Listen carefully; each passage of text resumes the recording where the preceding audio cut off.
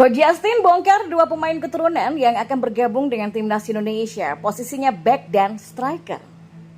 Reaksi supporter Belanda saat dikasih tahu timnya dijuluki timnas pusat oleh netizen Indonesia. Bagus. Inilah 3 alasan yang bisa membuat timnas Indonesia bakal memetik angka di markas Arab Saudi pada kualifikasi Piala Dunia 2026. Ya, simak selengkapnya di sini hanya di Kamus Bola bersama saya untuk Anda.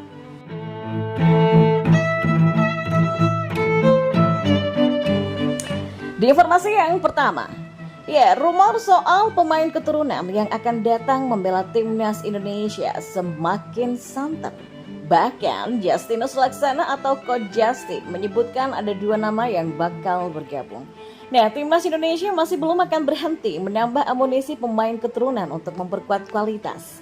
Apalagi kini skuad Garuda lolos ke babak ketiga kualifikasi Piala Dunia 2026 di mana lawan-lawannya akan bertambah semakin kuat.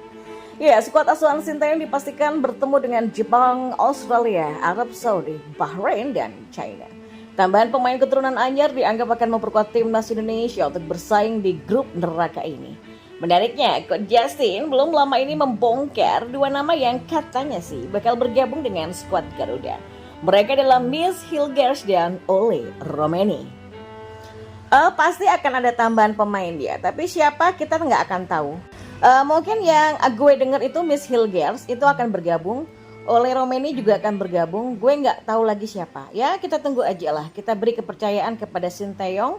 Dia yang tahu pemain apa yang dia butuhkan. Ya, kita lihat saja nanti, ujarnya. Nama Miss Hilgers dan Ole Romeni bukan sosok asing bagi pecinta sepak bola Indonesia. Sebab keduanya memang santer dirumorkan dengan timnas Indonesia. Bahkan nih, Miss Hilgers sempat ingin diproses naturalisasi di era Jordi Amat dan kawan-kawan. Sedangkan Ole mengakui sudah dihubungi oleh PSSI. Kita beralih ke informasi selanjutnya. Timnas Belanda memiliki tempat tersendiri ya di hati penggemar sepak bola Indonesia. Selain ketertarikan sejarah, Belanda kini secara tidak langsung ikut berkontribusi terhadap timnas Indonesia. Ya, timnas Indonesia di era Sinteyong sangat gencar menaturalisasi pemain dan hampir semuanya berdarah Belanda. Dari Sandy Wallace, Jay Itzes, Ivar Jenner, Justin Herbner, Nathan Chuaon, Ragnar Oratmangun sampai pemain muda James Raven. Bahkan kalau dibuat starting 9, timnas Indonesia sudah punya squad full blasteran ditambah pemain Belanda full blood yang kakek neneknya berstatus Belgievers atau orang Belanda yang lahir dan menetap di Indonesia. Nah, gencarnya program naturalisasi ini membuat pecinta timnas Indonesia memberikan julukan baru kepada Oranje, yaitu Timnas Pusat. Saat meliput Euro 2024, Bola.com bertemu dengan Branko, seorang warga negara Belanda yang dalam beberapa tahun terakhir tinggal di Munchen. Ketika ditanya mengenai Ragnar Oratmangun dan kawan-kawan, seperti halnya beberapa fans Belanda yang lain, Branko mengaku tidak tahu siapa saja pemain-pemain yang ditunjukkan Bola.com. Namun ketika melihat jersey yang digunakan Bola.com, Branko tahu bahwa pemain yang ditanyakan adalah mereka yang bermain untuk Indonesia. Mereka dari Indonesia dan main di Belanda. Makanya kamu tanyakan mereka kepada saya, kata Branko. Bola.com pun memperkenalkan istilah timnas pusat yang viral di Indonesia kepada Branko sambil menjelaskan maksudnya. Oh begitu, ya bagus untuk tim kamu, ujarnya. Branko kemudian mengatakan sangat wajar jika para pemain tersebut lahir dan berkarir di Belanda karena memang banyak orang Indonesia di Belanda, bukan hanya sebagai sekedar yang keturunan.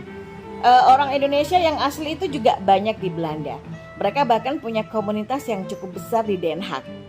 Negara kita punya sejarah yang panjang ya. Memang bukan sejarah yang bagus. Tapi Anda tahu maksud saya, kita semua sudah baik-baik saja. Banyak juga orang Indonesia bahagia tinggal di Belanda, kata Branko kepada Bola.com. Dan informasi yang terakhir, skuad Garuda akan memulai petualangannya dengan bertandang ke markas Arab Saudi pada awal September 2024 nanti.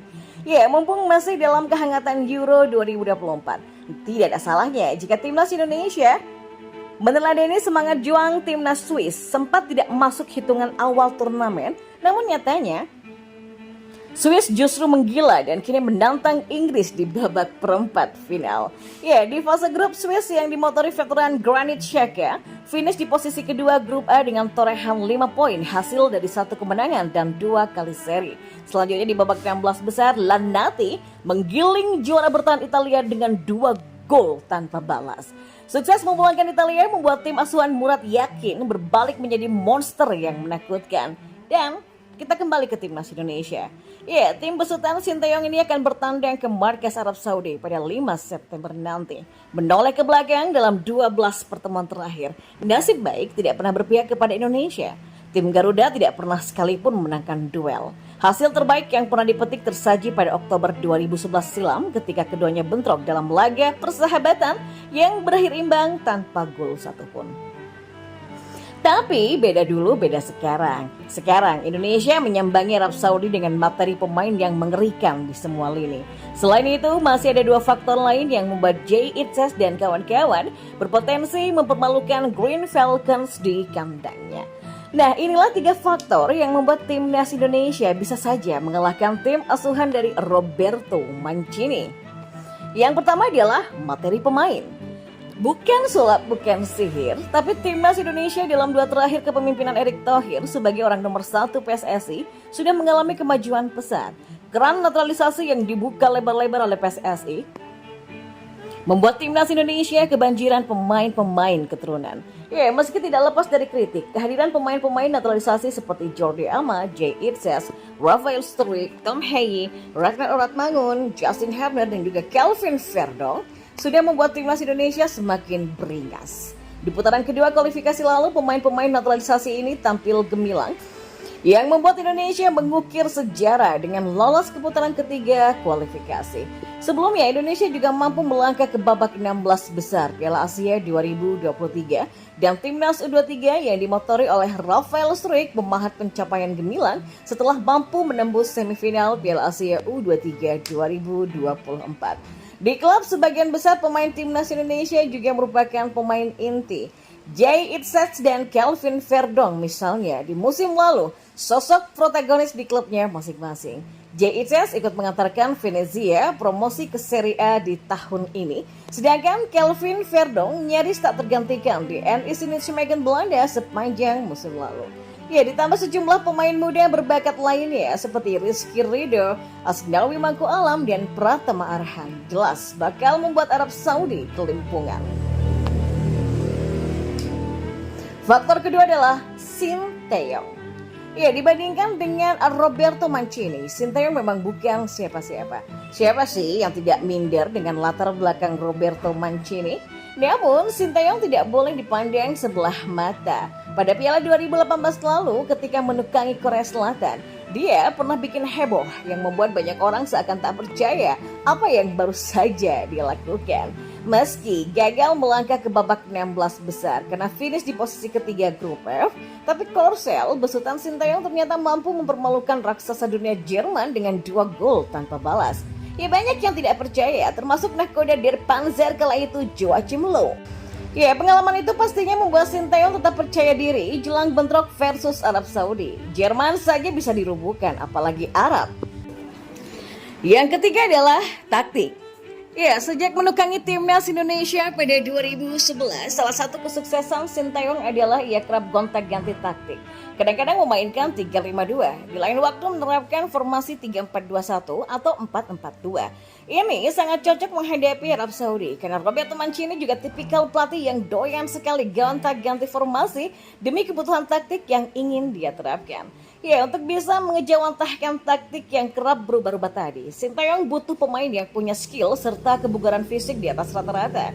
Maka dengan begitu, ia bisa mengoptimalkan semua lini, khususnya lini tengah, untuk bermain tanpa kendor sampai babak perpanjangan waktu. Ya, taktik gonta-ganti pemain di starting 11 juga kerap membuat lawan kesulitan membaca kemampuan masing-masing amunisi kepunyaan Sinteyong.